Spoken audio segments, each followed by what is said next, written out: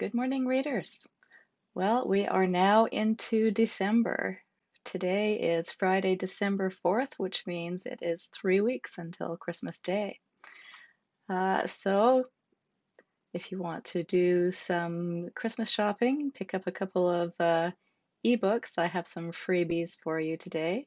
Or maybe you just want these to relax after you get back from whatever Christmas shopping or virtual Christmas shopping you're doing this year.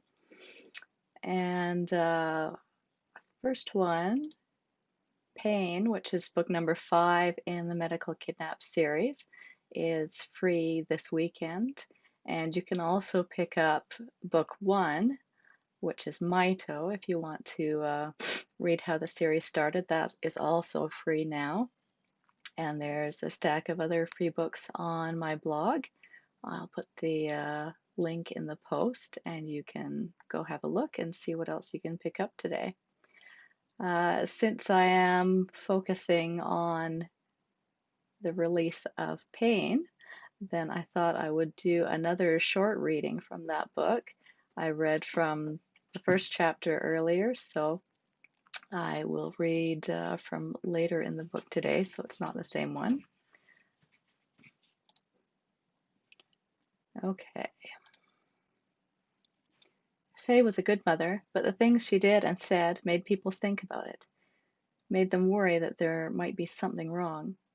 Hannah curled up, putting her head on the arm of the couch and pulling her knees tightly to her chest. They were going to make her sick. She was just home from the hospital, and the doctors said there was nothing wrong, but the policeman and the social worker were going to make her sick. She's going to be crying in pain, throwing up, unable to take control of her body, because the police and DCFS just couldn't stay out of family business. I'd like to talk to Hannah alone, Maya Simmons advised, when she'd had a chance to talk to the other children. Hannah had been expecting it. She'd been composing her answers in her head, scripting what she would tell them about Faye, what a good mother she was, how concerned she was about her children. She might not be the first one to come to a decision, but she did the right thing. Eventually, things always worked out. Faye sighed heavily and stood up. She knew better than to argue with DCFS about it. She would just insist. She'd brought a cop with her in case there were any trouble. She would force the issue if Faye tried to argue with her. Faye squeezed Hannah's arm. I'll be right back, baby. Everything's going to be okay. You answer their questions, and then they'll leave, and we can get you ready for bed.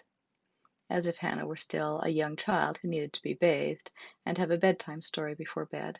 She might be the baby in the family, but she wasn't actually a baby. Hannah nodded. Faye walked to the back of the house, down the hallway to her bedroom. She shut the door. Maya Simmons looked at the cop. Their eyes met. Hannah swallowed. She tried to lay all of her arguments out logically. She would explain it to them, and then they would go home and she'd be able to go back to sleep. All of the pain and the drugs left her groggy, wanting to be up but knowing she needed to go to sleep, even though she'd slept the day away. Maya Simmons gave a firm nod. The policeman moved toward Hannah. She wasn't prepared for what happened next. Not prepared at all. The cop reached down toward her. Hannah stared up at him without a clue as to why he was reaching down, what it was he wanted or planned to do. He wasn't trying to shake her hand or to hug her. He slid one arm around behind her and one under her knees and lifted her from the couch, blankets and all. Hannah stared at him in wide-eyed shock. Hey! Maya Simmons opened the front door and the cop walked out of the house with Hannah. They didn't shut the door. He walked up to the dark four-door car. The woman reached around him and opened the car door, and the cop deposited Hannah on the front seat. You cooperate, and everything will be fine, the cop told Hannah. We're going to see that you're properly taken care of. You don't have to worry about that. You can't take me away, Hannah squeaked. What are you doing? Your mom isn't able to take care of you right now, Maya Simmons said. We need to intervene and make sure you get the proper care that you need, and that she's able to look after the other children. She does take care of me. They slammed the car door in her face. The social worker went around to the driver's side and got in. She put her key in the ignition, put the car in gear, and pulled out. Hannah strained to look back at the house. The cop was walking back up the sidewalk to shut the door or to tell Fae that they had just apprehended her youngest child. In a moment, he was out of sight.